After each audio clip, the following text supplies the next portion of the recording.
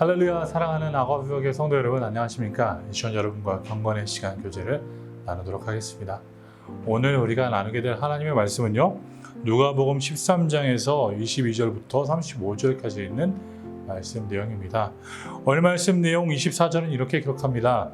좁은 문으로 들어가기를 힘쓰라. 내가 너에게 이르노니 들어가기를 구하여도 못하는 자가 많으리라.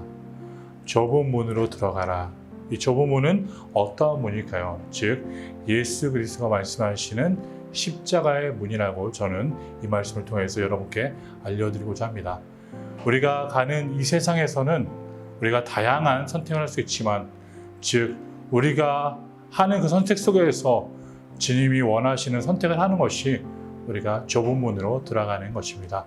그래서 수많은 자들이 그 문을 원할지라도 그 모든 자들이 그 문으로 들어갈 수 없다라고 말씀을 기록합니다.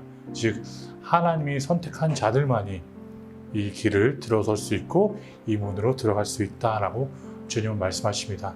그래서 오늘 하루도 우리 교회 성도님들이 좁은 문으로 들어가기를 힘쓰는 삶, 즉 좁은 문을 통하여서 하나님의 뜻을 이루는 삶, 그 삶이 되시기를 간절히 소원합니다. 이어서 또한 오늘 말씀 30절은 이렇게 기록합니다. 보라, 나중된 자로서 먼저 될 죄가 있고 먼저 된 자로서 나중될 자도 있느니라 하시더라.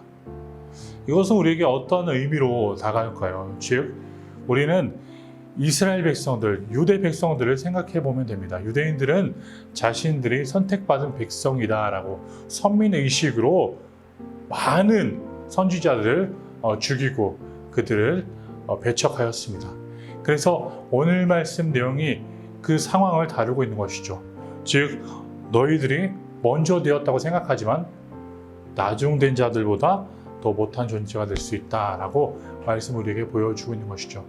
그래서 오늘 하루도 우리가 이 말씀을 보면서 항상 겸손한 마음으로 하나님, 내가 여기 왔습니다. 그리고 나를 받아주시고 내 삶이 하나님의 온전한 좁은 문으로 들어갈 수 있도록 인도해 주세요라고 구하는 것이 우리가 할 일입니다.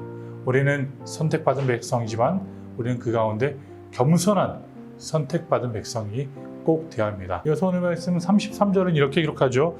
그러나 오늘과 내일과 모레는 내가 갈 길을 가야 하리니 선지자가 예루살렘 밖에서는 죽는 법이 없느니라. 예수님은 예루살렘까지 가셔야 했습니다. 그리고 예루살렘에서 그 모든 심판과 박해를 받으신 후에 십자가에 못 박히셔서 우리를 위해서 구속사의 놀라운 구원의 역사를 이루시기를 온전히 원했습니다.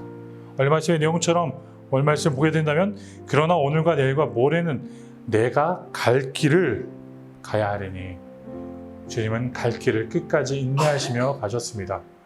마찬가지로 우리들도 인내하며 우리의 갈 길을 가야 합니다. 우리가 갈 길은 어디입니까? 좁은 문으로 들어가는 그 길. 그 길에서 끝까지 우리가 겸손한 모습으로, 겸손한 자세로 하나님의 뜻을 이루는 온전한 백성이 되기를 간절히 소원합니다. 오늘도 축복된 하루가 되십시오.